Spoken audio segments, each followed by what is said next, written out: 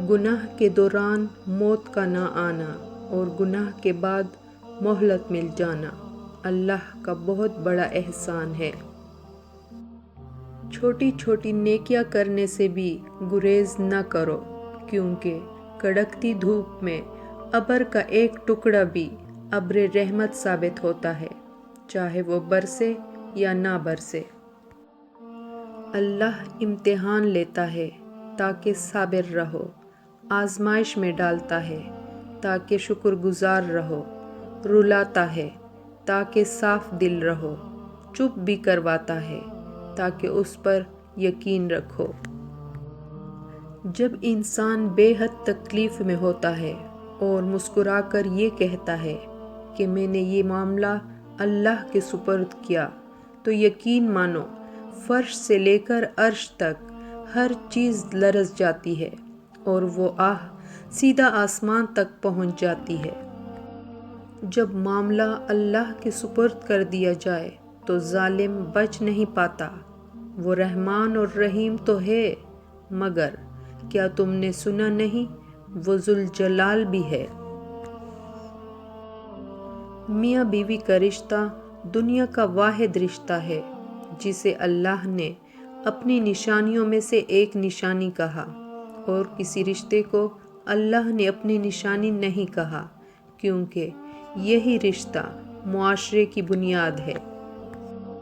انسان کے ارد گرد ایسے بھی لوگ اپنوں کی شکل میں موجود ہوتے ہیں جو گلے لگ کر انسان کی جڑیں کاٹ دیتے ہیں۔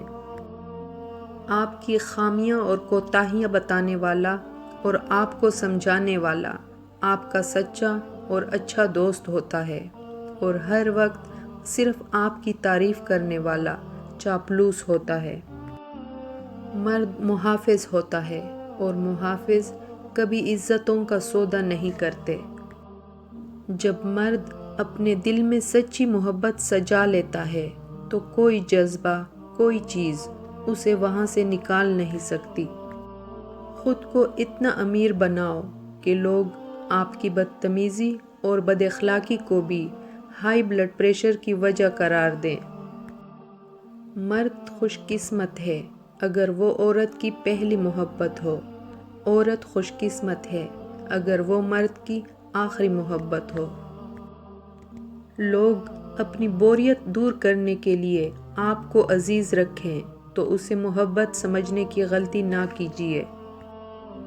کچھ رشتوں پر ہم بلا وجہ ہی ناز کرنے لگتے ہیں، جبکہ حقیقت میں وہ رشتہ کوئی رشتہ ہی نہیں ہوتا، بس صرف ایک خوبصورت خواب ہوتا ہے کہ آنکھ کھلی اور ٹوٹ گیا۔